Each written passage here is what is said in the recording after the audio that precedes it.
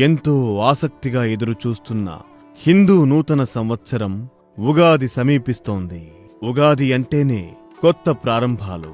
ఇది మన జీవితాల్లోకి సానుకూలత, శాంతి మరియు దైవిక కృపను ఆహ్వానించడానికి ఉత్తమ సమయం.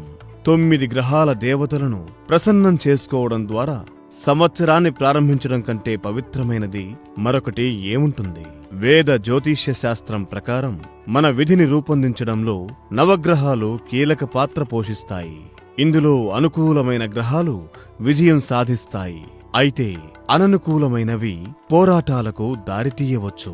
ఈ పవిత్ర రోజున నవగ్రహ శాంతి పూజ మరియు యజ్ఞం చేయడం ద్వారా గ్రహశక్తులను సమతుల్యం చేయవచ్చు, అడ్డంకులను తొలగించవచ్చు మరియు మొత్తం 12 రాసుల సంకేతాలకు శ్రేయస్సు, ఆర్థిక స్థిరత్వం మరియు శ్రేయస్సును ఆకర్షించవచ్చు.